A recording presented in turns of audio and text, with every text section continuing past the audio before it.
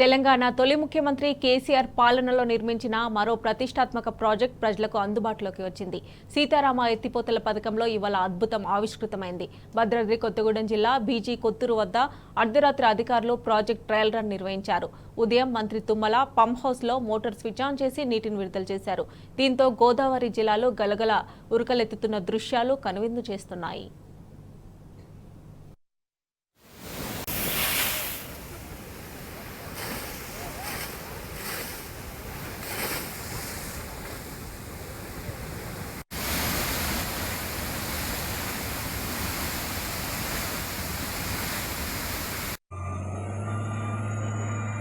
అన్నిటికన్నా ప్రధానమైంది ఈ జిల్లాకు అన్నం పెట్టేది మనకు చాలా ముఖ్యమైనటువంటిది ఇక్కడ జరుగుతున్నటువంటి సీతారామ ప్రాజెక్ట్.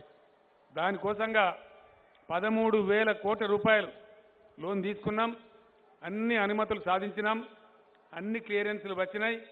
ఒక్కసారి దుమ్ముగూడెం దగ్గర సీతారామ లిఫ్ట్ స్విచ్ ఆన్ అయితే ఖమ్మం జిల్లాలో 2 పంటలు 1 ఇంచు భూమి లేకుండా కూడా పారిచ్చే బాధ్యత నాది, ప్రతి ఇంచుకు నీళ్ళిచ్చే బాధ్యత నాది అని మనం చేస్తా ఉన్నాం.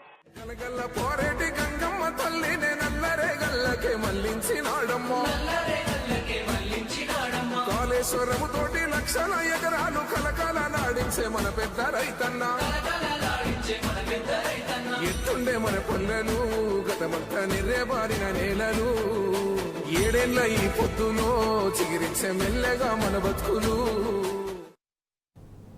ఇక Sitarama project trial run success కావడంపై బీఆర్ఎస్ వర్కింగ్ ప్రెసిడెంట్ కేటీఆర్ స్పందించారు.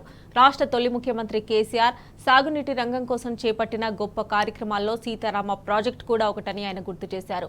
ఈ ప్రాజెక్టు ద్వారా ఖమ్మం, కొత్తగూడెం జిల్లాలో 10 లక్షల ఎకరాలకు నీరందుతుందన్నారు. ప్రాజెక్టు నిర్మాణంలో పాల్పంచుకున్న ఇంజనీర్లు, అధికారులకు కేటీఆర్ శుభాకాంక్షలు తెలిపారు. ఉమ్మడి పాలకుల నిర్లక్ష్యంతో ఆగమైన తెలంగాణ పచ్చగా మారాలని కేసీఆర్ కన్నకలలు ఇవాళ నిజమవుతున్నాయని ఆయన ట్విట్టర్లో పేర్కొన్నారు.